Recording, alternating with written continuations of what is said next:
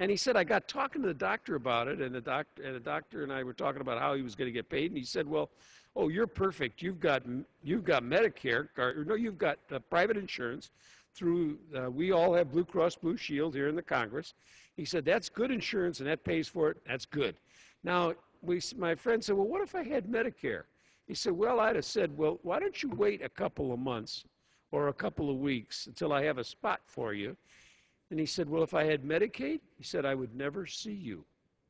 I do not accept Medicaid patients for knee replacements.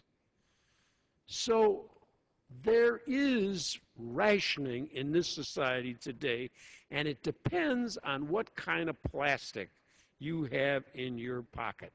Now, to simply pass out more plastic cards in the insurance industry today will not work, and that's why we have to have a good public option. That's right. We have to have an option like that, just that functions the same as it does if you have a private insurance card. If you meet a Canadian sometime, you live in Minnesota, I live in Washington, we're up along the northern border, ask a Canadian to show you their provincial health care card. In Ontario, they're orange. In New Brunswick, they're blue-green. In Quebec, they're kind of a greenish color. They have a card no matter where they go in the province, or in fact in Canada, they hand in that card and they get taken care of. That's what ought to happen in this country. And the public option is the only way we're going to get people who don't have health insurance today the opportunity to access the healthcare system and actually have an opportunity to see a doctor. Now, it's clear that the president has said not only does he want to have access, but he wants to have a plan that controls costs.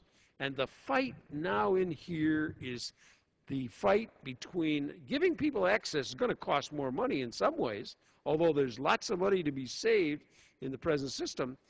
But the providers and the drug companies and the insurance companies and all the other people who are involved in the medical industrial complex don't want to have anybody put any control on their costs.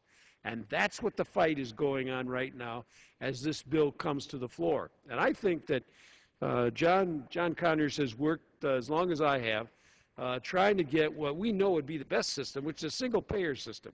Now, the president said, no, we're not going to go that route. We're going to go a little different route. So we're helping him to get there. It's not the perfect system, but it will get people the access and the cost control that's necessary. And I listened to my colleague from Minnesota just a moment ago telling us this story about this clinic that's in that bill. I do believe that bill has been out on the floor. It's been up on the website. Anybody who can read could have read it in the last 30 days, in the last 60 days.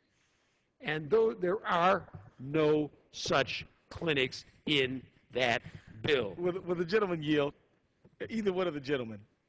Are there death panels? I yield back. Are there death panels? Absolutely not. Will the gentleman yield?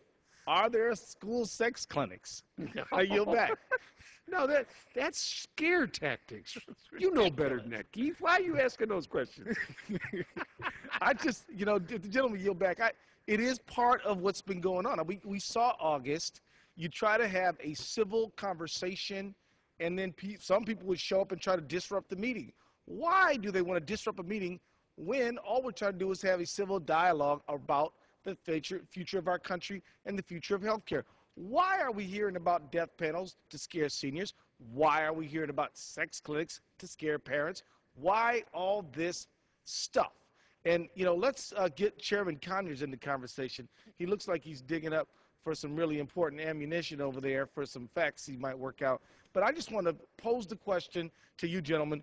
Why are we hearing about all of this fanciful, made-up stuff that is on the web, and anybody could look up the bill and say, that ain't so?